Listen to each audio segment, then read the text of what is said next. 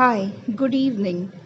Let's begin with chapter 19, How to Use Your Subconscious Mind to Remove Fear. One of our students told me that he was invited to speak at a banquet. He said he was panic stricken at the thought of speaking before 1,000 people. He overcame his fear this way. For several nights he sat down in an armchair for about 5 minutes and said to himself slowly, quietly, positively, I am going to master this fear. I am overcoming it now. I speak with poise and confidence, and I am relaxed and at ease. He operated a definite law of mind and overcome his fear. The subconscious mind is amenable to suggestion, is controlled by suggestion. When you still your mind and relax, the thoughts of your conscious mind sink down into the subconscious through a process similar to osmosis, whereby fluids separated by a porous membrane intermingle. As these positive seeds or thoughts sink into subconscious area, they grow after their kind and you become poised, serene and calm. Man's greatest enemy. It is said that fear is man's greatest enemy. Fear is behind failure, sickness and pure human relations. Millions of people are afraid of the past, the future, the old age, insanity, and death. Fear is a thought in your mind, and you're afraid of your own thoughts. A little boy can be paralyzed with fear when he is told there is a boogeyman under his bed that is going to take him away. When his father turns on the light and shows him there is no boogeyman, he is freed from fear. The fear in the mind of the boy was real, as if there really was a boogeyman there. He was healed of a false thought in his mind. The thing he feared did not exist. Likewise, most of your fears have no reality. They are merely a conglomeration of sinister shadows, and shadows have no reality. Doing the thing you fear. Ralph Waldo Emerson, philosopher and poet, said, do not think you are afraid to do, and the death of fear is certain. There was a time when the writer of this chapter was filled with unutterable fear when standing before an audience. The way I overcame it was to stand before the audience, do the thing I was afraid to do, and the death of fear was certain. When you affirm positively that you are going to master your fears and you come to a definite decision in your conscious mind, you release the power of the subconscious, which flows in response to the nature of your thought. Banishing stage fright. A young lady was invited to an audition. She had been looking forward to the interview. However, on 3 previous occasions, she had failed miserably due to stage fright. She possessed a very good voice, but she was certain that when the time came for her to sing, she would be seized with stage fright. The subconscious mind takes your fears as a request, proceeds to manifest them, and brings them into your experience. On 3 previous auditions, she sang wrong notes and she finally broke down and cried. The cause, as previously outlined, was an involuntary autosuggestion, a silent fear thought emotionalized and subjectified. She overcame it by the following technique. 3 times a day, she isolated herself in a room.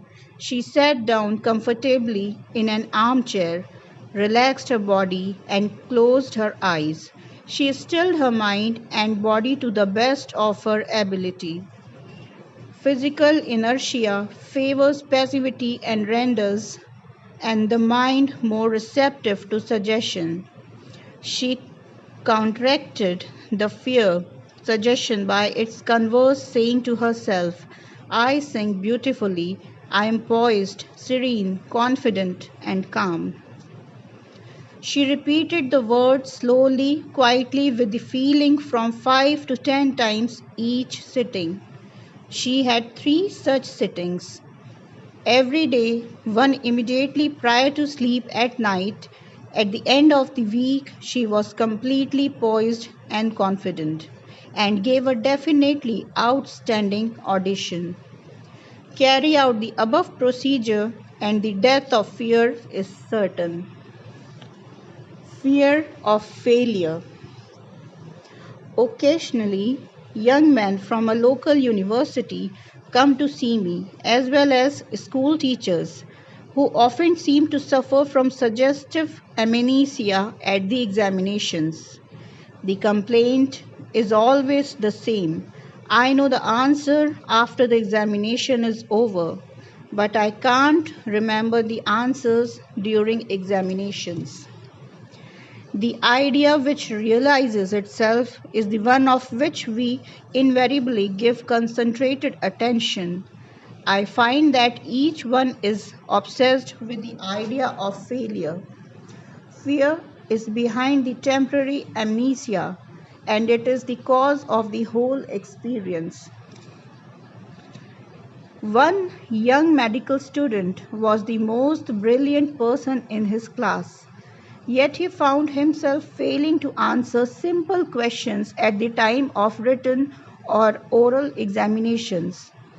I explained to him that the reason was he had been worrying and was fearful for several days previous to the examination. These negative thoughts became charged with fear.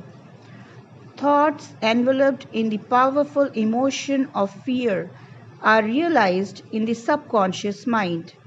In other words, this young man was requesting his subconscious mind to see to see it that he failed, and that is exactly what it did. On the day of the examination, he found himself stricken with what is called in psychological circles suggestive amnesia.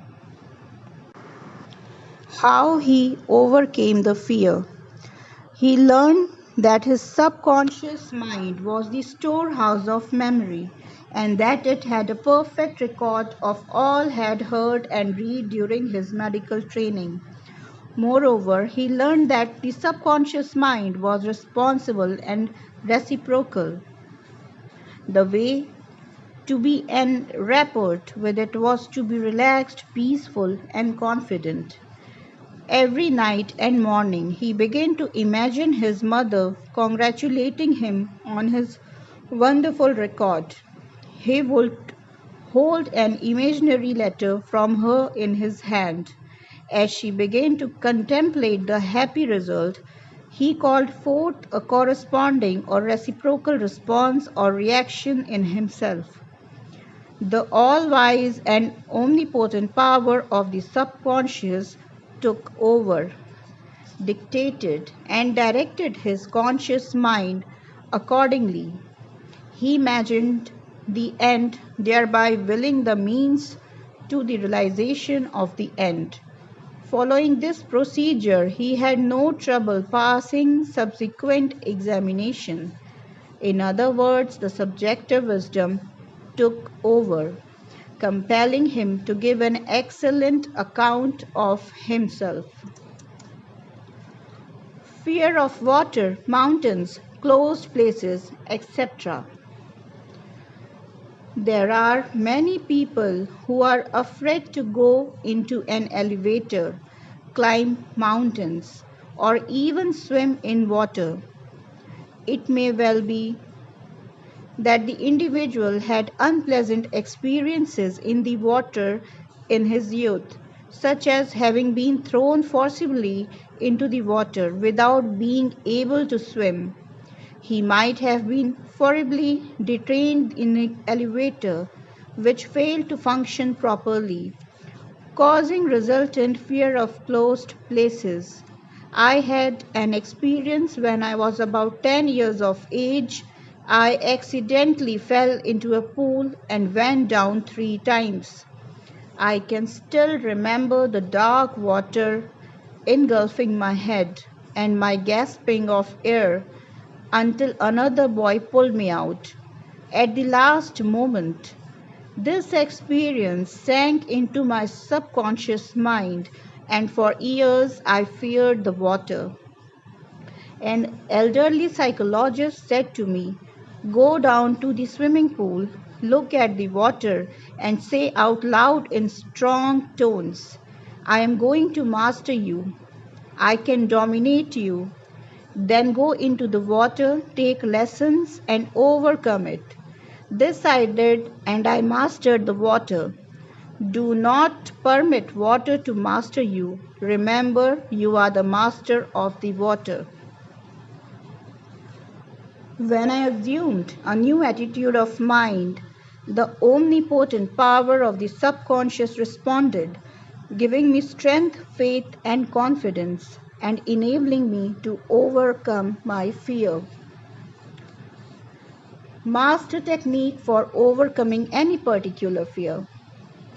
The following is a process and technique for overcoming fear, which I teach from the platform. It works like a charm. Try it. Suppose you are afraid of the water, a mountain, an interview, an audition, or you fear closed places. If you are afraid of swimming, begin now to sit still for 5 or 10 minutes, 3 or 4 times a day, and imagine you are swimming. Actually, you are swimming in your mind. It is a subjective experience. Mentally, you have projected yourself into the water. You feel the chill of the water and the movement of your arms and legs. It is all real, vivid, and a joyous activity of the mind. It is not idle daydreaming. For you know that what you are experiencing in your imagination will be developed in your subconscious mind. When you will be compelled to express the imagine and likeness of the picture you impressed on your deeper mind. This is the law of the subconscious. You could apply the same technique if you are afraid of mountains or high places. Imagine you are climbing the mountain, feel the reality of it all, enjoy the scenery, knowing that as you continue to this mentally, you will do it physically with ease and comfort. He blessed the elevator. I knew an executive of a large corporation who was terrified to ride in an elevator. He would wake up 5 flights of stairs to his office every morning. He said he began to bless the elevator every night and several times a day. He finally overcame his fear. This was how he blessed the elevator. The elevator in a building is a wonderful idea. It came out of the universal mind. It is a boon and a blessing to all our employees. It gives wonderful service. It operates in divine order. I ride in it in peace and joy. I remain silent now, while the currents of life, love, and understanding flows through the patterns of my thought. In my imagination, I am now in the elevator and I step out into my office. The elevator is full of our employees. I take to them and they are friendly, joyous, and free. It is a wonderful experience of freedom, faith, and confidence. I give thanks. He continued his prayer for about 10 days, and on the 11th day he walked into the elevator with other members of the organization and felt completely free. Normal and abnormal fear. Man is born only with two fears, the fear of falling and the fear of noise. These are an alarm system given you by nature as a means of self preservation. Normal fear is good. You hear an automobile coming down the road and you step aside to survive. The momentary fear of being run over is overcome by your action. All other fears were given to you by parents, relatives, teachers, and all those who influenced your early years. Abnormal fear. Abnormal fear takes place when man lets his imagination run riot. I knew a woman who was invited to go on a trip around the world by plane. She began to cut out of the newspapers all reports of airplane catastrophes. She pictured herself going down in the ocean, being drowned, etc. This is abnormal fear. Had she persisted in this, she would undoubtedly have attracted what she feared most. Another example of abnormal fear is that one of a businessman in New York who was very prosperous and successful. He had his own private mental motion pictures of which he was director. He would run this mental movie of failure, bankruptcy, empty shelves, and no bank balance until he sank into a deep depression. He refused to stop this morbid imaginary and kept reminding his wife that this can't last. There will be a recession. I feel sure we will go bankrupt, etc. His wife told me that he finally did go into bankruptcy, and all the things he imagined and feared came to pass. The things he feared did not exist, but he brought them to pass by constantly fearing, believing, and expecting financial disaster. Job said, "The evening I feared has come upon me." There are people who are afraid that something terrible will happen to their children and that some dread catastrophe will be behalf them. When they read about an epidemic or rare disease, they will live in fear and they will catch it. And some imagine they have the disease already. All this is abnormal fear. The answer to abnormal fear: move mentally to the opposite to stay at the extreme of fear in stagnation plus mental and physical deterioration. When fear arises, there immediately comes with it a desire for something opposite to the thing feared. Place your attention on the thing immediately desired. Get observed and engrossed in your desire, knowing that the subjective always overturns the subject. This attitude will give you confidence and lift your spirits. The infinite power of your subconscious mind is moving on your behalf and it cannot fail. Therefore, peace and assurance are yours. Examine your fears. The president of a large organization told me that when he was a salesman, he used to walk around the block 5 or 6 minutes before he called on a customer. The sales manager came along one day and said to him, "Don't be afraid of the boogeyman behind the door. There is no boogeyman. It is a false belief." The manager told him that whenever he looked at his own fears, he started them in the face and stood up to them, looking them straight in the eye. Then they faded and shrunk into insignificances. He landed in a jungle. A chaplain told me of his experiences in the Second World War. He had to parachute from a damaged plane and land into jungle. He said he was frightened, but he knew there were two kinds of fear, normal and abnormal, which we have previously pointed out.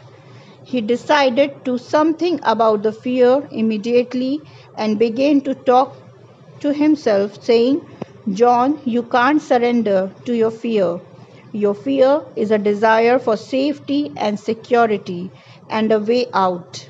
He began to claim, I, infinite intelligence which guides the planets in their courses, is now leading and guiding me out this jungle. He kept saying this out loud to himself for 10 minutes or more. Then he added, something began to stir inside me. A mood of confidence began to seize me, and I began to walk. After a few days, I miraculously came out of the jungle and was picked up by a rescue plane. His changed mental attitude saved him. His confidence and trust in the subjective wisdom and power within him was the solution to his problem. He said, had I begun to bemoan my fate and indulge my fears, I would have succumbed to the monster fear and probably would have died of fear and starvation. Step this way to freedom from fear. Do the things you are afraid to do, and the death of fear is certain. Say to yourself and mean it, I am going to master this fear, and you will. Fear is a negative thought in your mind. Supplant it with a constructive thought. Fear has killed millions. Confidence is greater than fear. Nothing is more powerful than faith in God and the good. Fear is man's greatest enemy. It is behind failure, sickness, and bad human relations. Love casts out fear. Love is an emotional attachment to the good things of life. Fall in love with honesty, integrity, justice, goodwill, and success. Live in the joyous expectancy of the best. Invariably, the best will come to you. Contract the fear suggestions with the opposite, such as I sing beautifully, I am poised, serene, and calm. It will pay fabulous dividends. Fear is behind amnesia at oral and written examination time. You can overcome this by affirming frequently, I have a perfect memory for everything I need to know. Or you can imagine a friend congratulating you on a brilliant success on your examination. Persevere and you will win. If you are afraid to cross water, swim in your imagination, swim freely, joyously, project yourself into the water mentally, feel the chill and thrill of swimming across the pool. Make it vivid. As you do this subjectively, you will be compelled to go into the water and conquer it. This is the law of your mind. Look at your fears, hold them up to the light of reason. Learn to laugh at your fears. That is the best medicine. Nothing can disturb you but your own thought. The suggestions, statements, or threats of others have no power. The power is within you. And when your thoughts are focused on that which is good, then God's power is with your thoughts of good. There's only one creative power, and it moves as harmony. There are no divisions or quarrels in it. It's source of love. This is why God's power is within your thoughts of good. That's all for today. See you tomorrow with the next chapter. Thank you.